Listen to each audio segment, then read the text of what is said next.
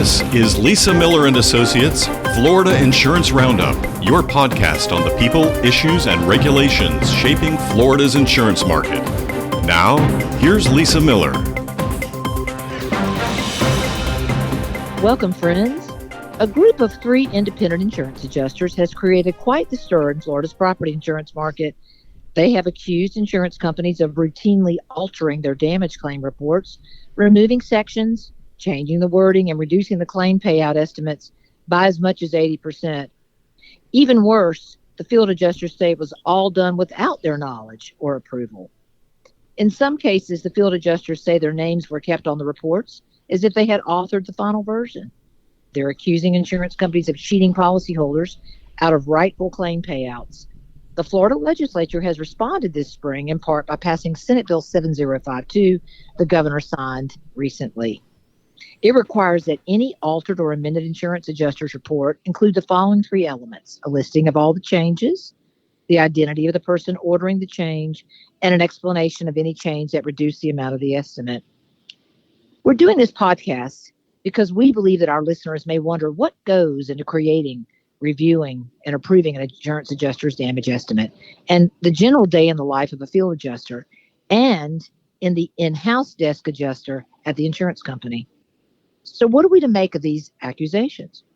Are Florida's property insurance companies routinely cheating their customers, or is there another explanation? And just how are damage claims and their payouts ultimately decided, and by whom? Joining us today on the Florida Insurance Roundup podcast are 3 experts to help answer all of these questions.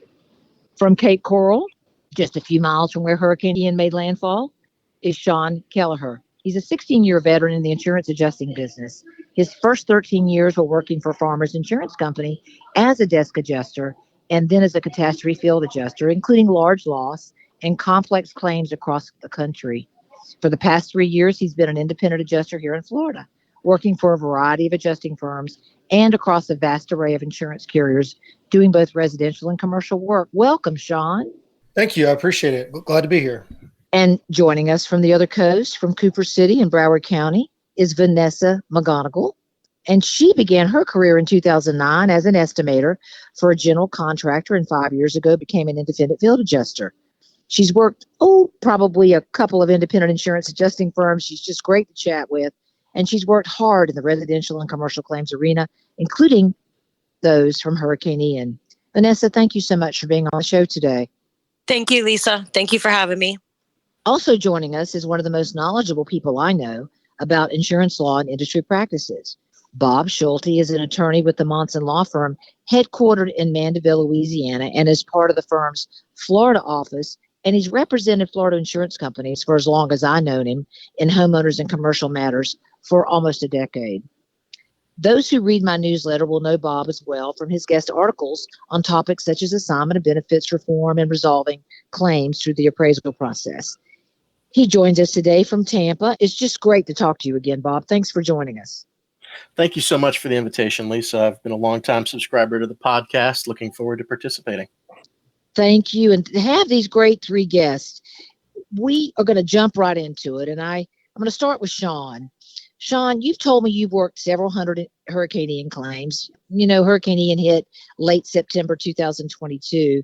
And, those claims were with several dozen carriers. And it makes me think that you probably got a good feel for what's going on. And of course, you're from the Ian affected area, so you're not just some out-of-town adjuster. Have I got that right? Yes, ma'am, you sure do. I'm adjusting in my neighborhood and my community and the surrounding areas. So I'm pretty familiar with the impact in the area, not just on the insurance side of things, but on the customer side of things as well. That's the most important, Shawn. And Vanessa, you're a Florida native from Hollywood. Tell us, your experience with Hurricane Ian claims. What is like a day in the life of Vanessa? Sure. I was deployed out to the West Coast right after Hurricane Ian hit, and I worked out there for about 2 months. Got it. And did hundreds of claims, I'm sure. Hundreds of claims, yes. Got it. So from your standpoint, we'll start with you, Vanessa. Walk us through from the moment you get assigned the claim until, if you can, what you believe and how you've seen the practice happen when the claim check gets deposited or delivered or mailed to the insurance consumer. What's been your point A to point B? My point A to point B is I receive the assignment, I make contact with the insured or representative, I get on site, I assess the property, the damage, all the damage presented to me by the insured or the representative. I photo document that damage. I obtain any repair invoices, anything that is related to this loss, that loss. I obtain that, gather that, capture that for the insurance carrier. I write my report up, label up my photos, prepare an estimate, and that all gets sent over to the insurance carrier. Got it. And we'll talk about what happens after you send it, quote, I'll say, up the food chain. Shawn, is yours a similar experience? You work for different independent adjusting firms and some insurance companies. What's your experience when you from point A to point B in an insurance claim? Yeah, pretty much. Vanessa had it, pretty down pat. With the exception of some firms do have a QA process before it gets to the carrier. It's just another double check once over, so we send a better product up to the carrier so they can expedite those documents that they can review to get their settlements out to the insurance consumer faster. And do you, in your work experience, does the initial report from the estimate origination, if you will, does that change? I mean, it can. Insurance is always fluid. I'm not perfect. Sometimes I'll miss something. We'll need to go back and add something.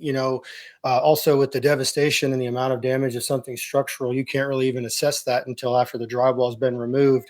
So some of these larger losses, more complex situations, require re-inspections, secondary, tertiary investigations, or site visits to make sure that all of these different things are addressed. So, everything changes, even after the initial settlement payment is made until we get it right. Until you get it right. And when those changes are made, and do you make those changes yourself? Does the independent adjusting firm, sometimes called the IA firm, do they make those changes? How do the changes occur along the way? Some in the media have used the term manipulate and alter those estimates, and I'm puzzled by those terms. Shawn, can you kind of comment on why that is? The manipulate and alter side of things, that's one side of the narrative. I tend to look at it more along the lines of correct and improve, or make it accurate. Like I said, sometimes we don't know what the coverages even are. We're tasked with, CNO or cause and origin, material identification, repair versus replace recommendations, things like that.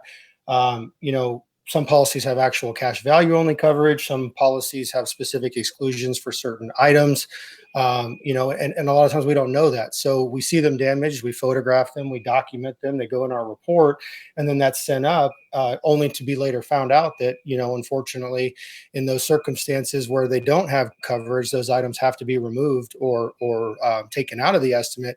And it's not a malicious situation. It's just, it has to be removed because they don't have coverage for the policy in force on the property that is subject to that claim.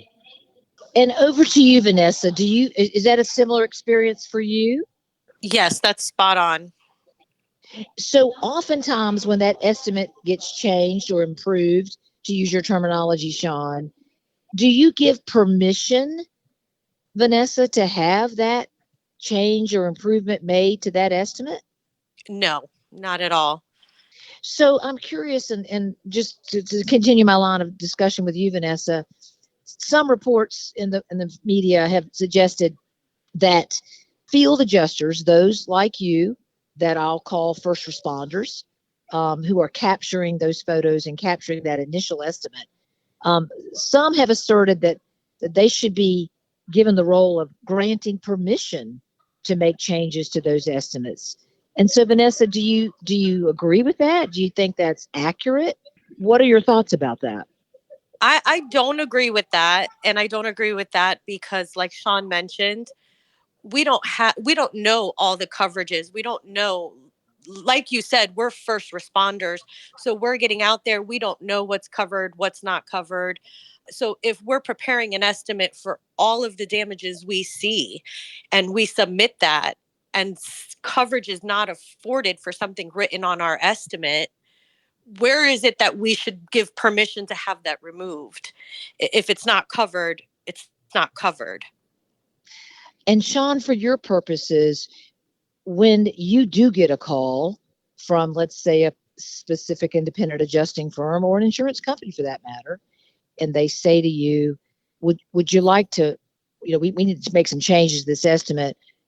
Are you going to be able to make those? Are you out in the field and you don't have time? How do those changes get made, or do you not even see it after it leaves your desk and moves on and those changes are made? Well, it's kind of a twofold situation depending on what the changes are. Minor technical things like that. They use a tool called collaboration. They make those adjustments behind the scenes. I never see them, and they just get pushed on to make sure that those are kept in queue for resolution versus sitting stagnant, sending back to me. Having me do those technical changes, and it also kind of fosters a good relationship with the desk adjusters, the QA reviewers. If they see something in the estimate that might potentially need modification or adjustment, we're adjusters. That's what we do. We adjust these things. So, they'll call me and say, hey, I read your report. I saw your photos. This is what I was thinking. Can you kind of explain your thought process here or justify what it is that you put in your estimate? We'll have a conversation about it. And ultimately, again, it's the carrier's determination of coverage. We kind of skipped over it before, but as independent adjusters, we have no claims authority, zero claims authority to extend coverage or bind any sort of agreement with a contractor or representative for the insurance claim or for the insured. We're simply observing damage and making recommendations based off of what we see. And then the adjustments that are being made are to bring the estimate accurate or in line with the policy or coverages as endorsed. I can't say any plainer than that. As an adjuster, I go out and make recommendations to a carrier on what that claim should entail. When they get into the coverage review prior to issuing their settlement and disposition on that claim, any changes that they make that are for those policy provisions are their prerogative. They would never ask me permission because I'm not the one telling them what to do. So you make a great point. You said sometimes they'll call and say, give us the benefit of your thinking about why you included that or why you're thinking that. But that's not you don't expect that. That's a nice to have. That's, if you're doing hundreds of thousands of claims, that's certainly not something that would need to be done or should be done or has to be done. That's just different independent adjusting quality assurance processes doing different things. Is that correct? Absolutely. And it's all in, in the effort of good faith and making sure that, these are accurate. If somebody's questioning something that I wrote or documented or recommended to them, they're taking that extra second to clarify with me before they modify or adjust that estimate to make sure that they are getting the right picture and they're getting it right before they just go, removing something or omitting something that I had recommended. That, if there's a question, they're looking to clarify versus just immediately strike through and remove. But if a company immediately strikes through or removes, that's their prerogative, probably because 100%. It's a cut and dried issue and there is no gray area. Like for example, if someone quotes in their original estimate that a pool cage, was destroyed, but there's no pool cage coverage, no one needs to call you or Vanessa to ask, give me the benefit of your thinking. They're just going to strike that coverage. Is that how it works? Exactly. Because that's a simple situation of, hey, this was observed damage. It's clearly wind damage. It's clearly related to the loss. I've written an estimate for it because I'm not aware of it being covered or not. Those all are subject to special limits, and there has to be endorsements for those kind of coverages. But if that endorsement doesn't exist, it doesn't matter, anything in between. It's just not a covered item, so it comes off the estimate. I really appreciate that, Shawn and Vanessa. I want to talk to Bob for just a bit. Bob, I was in a hearing in December in the legislature where 3 adjusters addressed the insurance committee, and they were very concerned about, using the terms altering and manipulating insurance claims. And I think we've heard today that you're changing and improving the estimate. You're not manipulating it. And I guess my question for you, Bob, is you've worked through one-way attorney fee shenanigans, assignment of benefit contracts, claim filing, handling, done everything. What are your thoughts about if our laws are strong enough to protect consumers, being both working for insurance companies and looking at hundreds and thousands of policies, in your career? Well, some of the best advice I ever got was before I was an attorney. When I was going into law school, I had a summer job where I worked for an attorney.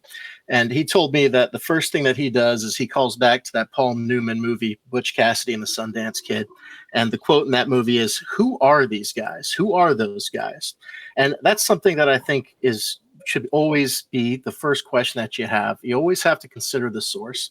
And if you're correct that it was during the December 13th that testimony was given before the legislature, but in the weeks ahead of that, there was a YouTube video featuring these same folks, and it's a YouTube channel. And if you look at the description of that YouTube channel, even today, it says, as part of the description, we're politically involved where appropriate to help consumers maintain the ability to hire professional and legal representation.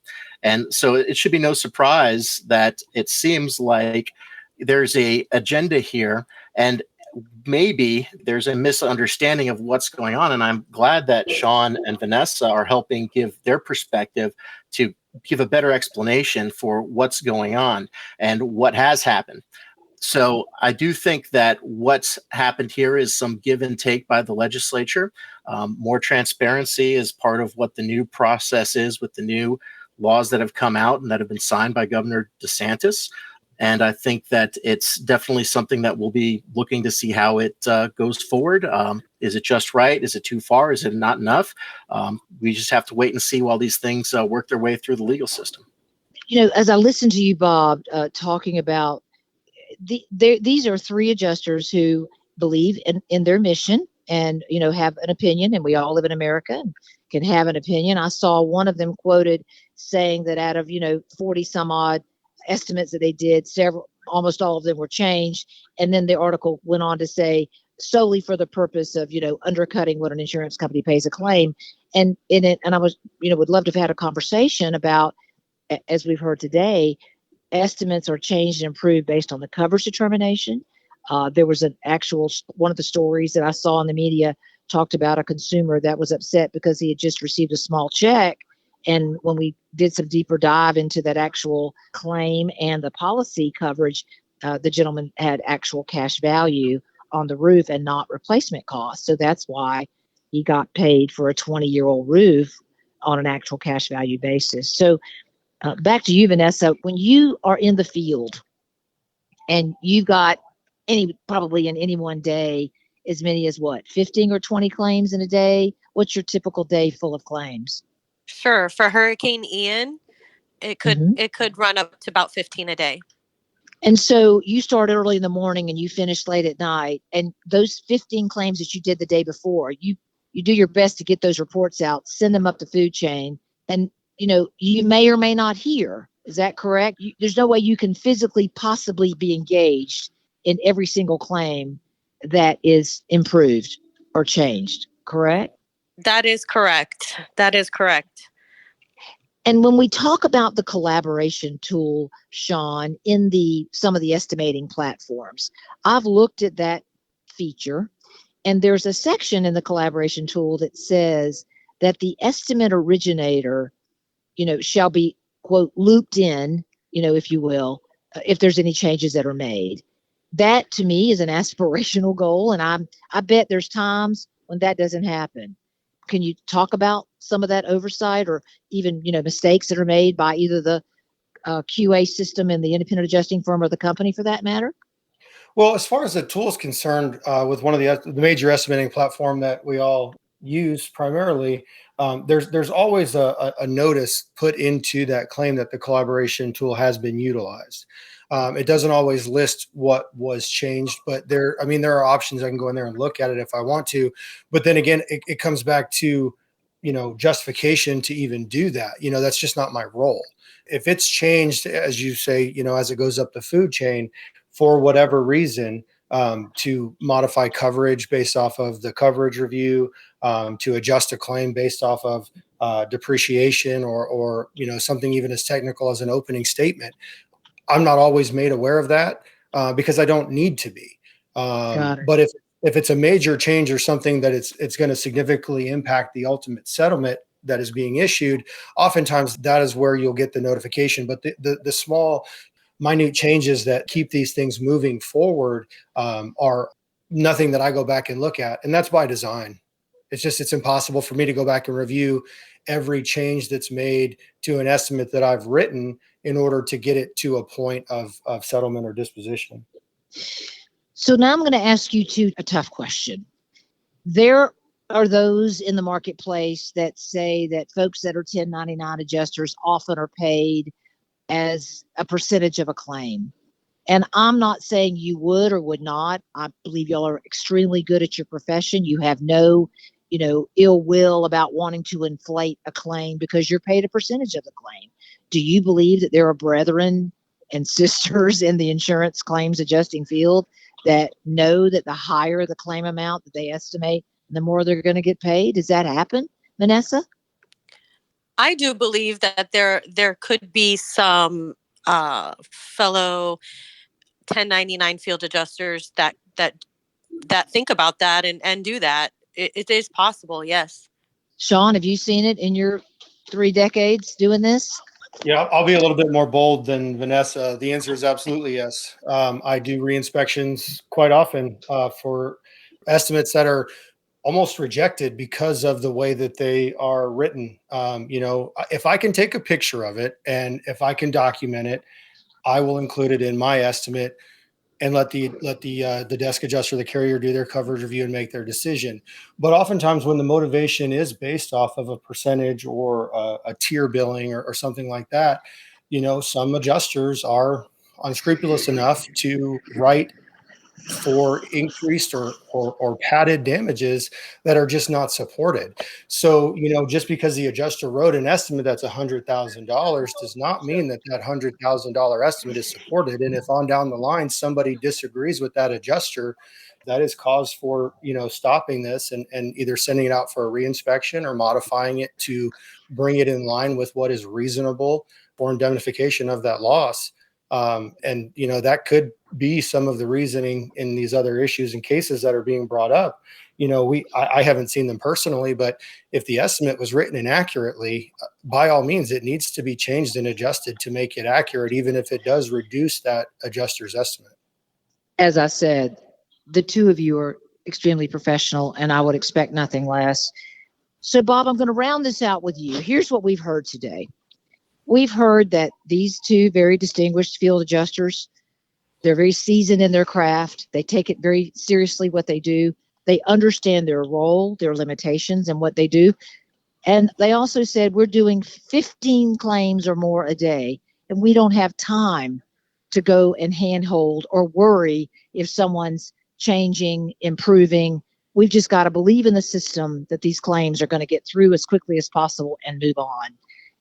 In your professional opinion, Bob, when you hear some of the media reports about insurance companies and independent adjusting firms, a lot of this, if I may say so, are the independent adjusting firms that are using their quality assurance process. It's not the insurance companies that are, as we heard, it goes from the field into the independent adjusting firm, into a quality assurance process at the firm, and then to the insurance company. What's been your experience, Bob? Do you see that this can and will continue to work? Obviously, we all want to improve it, but what's been your experience, and how do we change this narrative so that the general public understands that great professionals like Shawn and Vanessa, they don't manipulate and alter. They want the claim to be as correct as possible based on the coverage. Bob? I think that what would help people is to understand how it's not just one person that makes the decision, and that it's the insurance company that's making the decision. And the insurance company has their desk adjusters, and the desk adjusters, their role is they're kind of like if you're doing the drive-through at the bank and you're doing a deposit, and they have that tube that comes through the vacuum system, and then you put your check or whatever in it, and then it goes up to the person behind the glass. So when the field adjuster is preparing their reports and their estimates, it goes inside of that vacuum tube and it goes up to the person behind the glass. They take it, they put it in, they consider it, and then maybe before that person came in there, somebody else put their own thing inside the tube and sent it in. That might be something like a recorded statement from the insured. That might be an opinion from an engineer that also did an inspection. A very simple example of something that could happen that could change would be perhaps the field adjuster goes to the house after a hurricane. He sees a broken window. He writes it as debris damage. But that adjuster doesn't know that the insured said in a recorded statement that, well, actually, that happened 2 weeks before the storm because little Billy down the street, he did that with a baseball. And so the desk adjuster says, well, we're just going to omit that broken window because it clearly wasn't damage from the hurricane based on what the insured told us. So what the public needs to understand is that the field adjusters, what they're doing is only part of the process, and they only are privy to the different pieces of the puzzle that they're submitting to the insurance company, whereas the insurance company is putting together all of the pieces of the puzzle to arrive at a fair evaluation of the claim pursuant to the policy. Well said, Bob. So I really want to thank Shawn. You just work so hard to ply your craft, be good at what you do, great reputation. You're a veteran in this. You're living in Cape Coral. And I want to thank you for joining us today, Shawn. Absolutely. I appreciate you having me and giving me the opportunity to explain some of these things and get some of this out there on how insurance actually works versus just this grapevine toxic, speak in the background that just insurance companies are out here to get everybody, because that's just absolutely not the case. And Vanessa, I call you my field adjuster extraordinaire, and I appreciate you coming on and being a part of this. And I wish you well as you continue to work your fingers to the bone out there in the field. Thank you, Lisa. Thank you for having me on. Absolutely. And of course, Bob, it's always a pleasure. Thank you so much, Lisa. Folks, we did this podcast because we believe our listeners wonder what goes into creating and reviewing and improving or approving an insurance adjuster's damage estimate. I wanted all of you to hear what it's like in the general day that a field adjuster spends and how they do what they do. And I'd also like our listeners to understand the difference in what an in-house desk adjuster does. We hear that term often: field adjuster, desk adjuster. These are two independent processes. I call it a check and balance. And that check and balance is working. And when we read media reports that it's not, it's very concerning. But I think we've gotten a terrific education today with our wonderful guests. So as Bob said, there's a lot of moving parts to property insurance and these property insurance claims with multiple interactions among multiple parties. So there's just no such thing as a closed claim unless it reaches a statute of limitations. When a consumer calls an insurance company, that claim can be reopened if there's additional damage discovered, or any other material changes. And for those of you listening that are not, a part of the claims adjusting process and you want to have more information about your claim, call your insurance company. They've got people on standby that want to talk to you. There's too much at stake for you not to do that. I guess you heard in my comments today that I'm just very puzzled about why these field adjusters, these three, they don't seem to acknowledge that claim estimates are exactly that. They're an estimate. They're supposed to change for continual improvement based on the coverage purchased by the policyholder from their insurance agent. And even more comical to me is that these adjusters, as 1099 contractors, believe they should be giving permission to make these improvements to these estimates.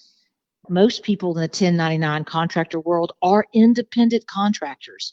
And so as such, they contribute, but they're not decision makers. If you think about it, out of the 710,000 Hurricane Ian claims, I think the aggregate number of those having problems, according to the Department of Financial Services statistics, is very, very small. Less than 1% is the number that I'm hearing. And less than 20 or so questionable claims by these three adjusters are the recent focus of so much of the media's attention. We're missing the forest for the trees. Over 700,000 claims, and most, if not all, are handled expeditiously and efficiently. So I oversaw the Department of Financial Services Consumer Helpline in the early 1990s, and it is known throughout the country for successfully opening up the communication lines between the insurance companies and consumers. It's just so more effective than battling these issues out in the press. And speaking of the press, I want to give a great shout out to our CFO, Jimmy Petronas, because he recently cautioned a reporter and the readers of that newspaper and said, there's two sides to every story. You're correct, CFO Petronas. You're absolutely correct. Today in our podcast show notes, we'll have a link to the various bills that we call insurance reform bills, and reports and information, and a summary of this conversation. I often say we take the notes so that you don't have to, and we want you to like this podcast, if you wouldn't mind doing that, and share it with your colleagues and friends on your own social media platforms and other channels. Those of you listening to this podcast must help change this narrative, because I believe it is patently wrong. The terms manipulate and alter are vastly different than what actually happens, which is improve and change and estimate. I'd like to hear what you think about this. I'd like you to call our on-air number at 850-388-8002. That's 850-388-8002, or email me at Lisa Miller, all one word, at lisamillerassociates.com. I really want to hear your feedback, whether you agree or disagree. That's part of us being American, that we can have our opinions about this, and I look forward to engaging you about it. At our firm, and I'm very proud of the Lisa Miller Associates Group, we've got a great passion for policy and client success. I'm Lisa Miller. I'll see you on the trail. Thanks for listening. This has been Lisa Miller and Associates Florida Insurance Roundup, your podcast on the people, issues, and regulations shaping Florida's insurance market. For more information on today's program, please visit us on the web at www.lisamillerassociates.com.